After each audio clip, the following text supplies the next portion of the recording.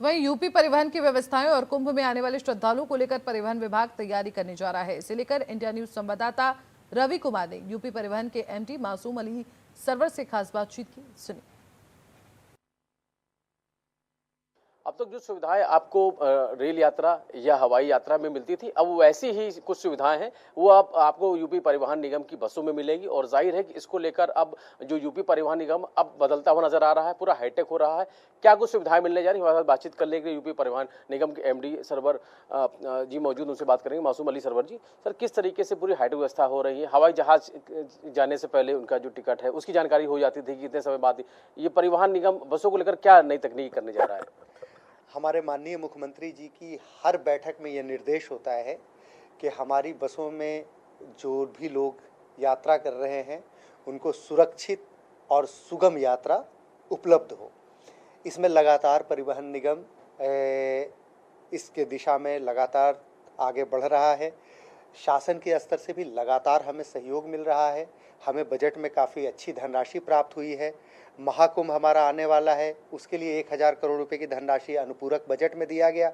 इसके लिए माननीय मुख्यमंत्री जी का बहुत बहुत धन्यवाद है। जो बात आपने कही, जैसा कि माननीय मुख्यमंत्री जी का विजन है कि हमारी सुगम और सुरक्षित यात्रा हो, इसी दिशा में आगे बढ़ करके काम करते हुए हम लोग एक ऐसा सुपर ऐप बना रहे हैं जिससे कि प्रत्येक यात्री को घर बैठे हुए अपने बस के लोकेशन का पता चल जाए। उसको ये पता चल जाए कि अगर वो ऑनलाइन बुकिंग कराते हैं तो उनकी सीट कौन सी होगी, उनकी बस उनके जहाँ पर वो बस में चढ़ना चाहते हैं वो कब पहुँचेगी और कब उनके गंतव्य स्थान पर पहुँचेगी।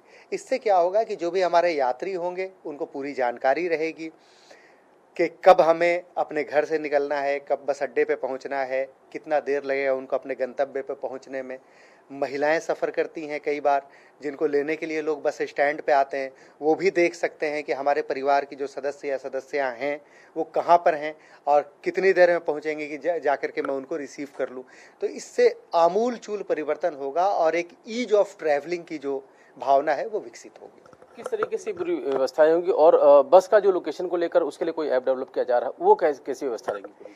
ये सारी मैं आपको बता दूं कि इसके लिए परिवहन निगम या बजट की धनराशि का प्रयोग नहीं किया गया है। आईटी डिपार्टमेंट का एक पूल फंड होता है, आधी धनराशि हम लोगों ने वहाँ से ली है और आधी धनराशि हम लोग CSR से कर रहे हैं। तो कुल मिलाकर करके बगैर परिवहन निगम पर कोई भी वित्तीय बोझ डाले हुए हम लोग ये सुपर ऐप का निर्माण करा रहे हैं। मुझे आशा ही नहीं, पूर्ण विश्वास है कि आने वाले कुछ महीनों में ये बिल्कुल जब संचालित हो जाएगा तो आमूल चूल परिवर्तन दिखेगा और लोगों को एक सुखद एहसास होगा। कुंभ को लेकर भी तैयारी है और कुछ नई बसें भी मिलने जा रही हैं, तो उसको लेकर क्या कुछ? महाकुंभ बहुत बड़ा सांस्कृतिक एवं धार्मिक आयोजन है जो विश्व स्तर का होता है। इतना बड़ा आयोजन एक तरीके से उत्तर प्रदेश के लिए गर्व का विषय है, जिससे बाहर के विदेशों के लोग भी सीखने आते हैं, देखने आते हैं कि कैसे इतना बड़ा आयोजन किया जाता है।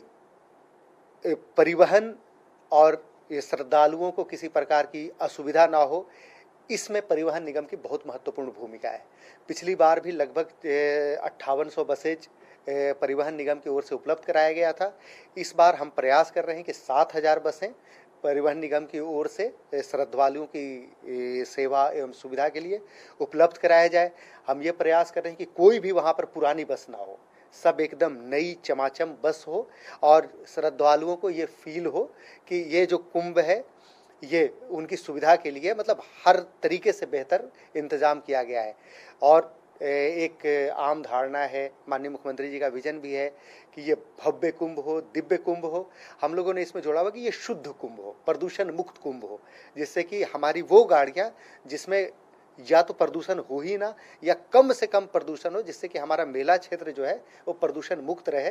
इसलिए हम लोग वैसी गाड़ियों को मेला क्षेत्र में वैसी गाड़ियों को लगाएंगे और साथ ही साथ जो हमारा फीडर होगा, जो बाहर के बस स्टैंड्स अस्थायी रूप से बनेंगे, वहाँ पर भले डीजल की गाड़ियाँ आएँ, अंदर में हमारी बेहतरीन गाड़ियाँ बिल्कुल उपलब्ध रहे। बस अड्डों को लेकर भी काम हो रहा है, उनके भी जो तस्वीरें हैं वो बदलती जा रही हैं, और किसको लेकर क्या तैयारी?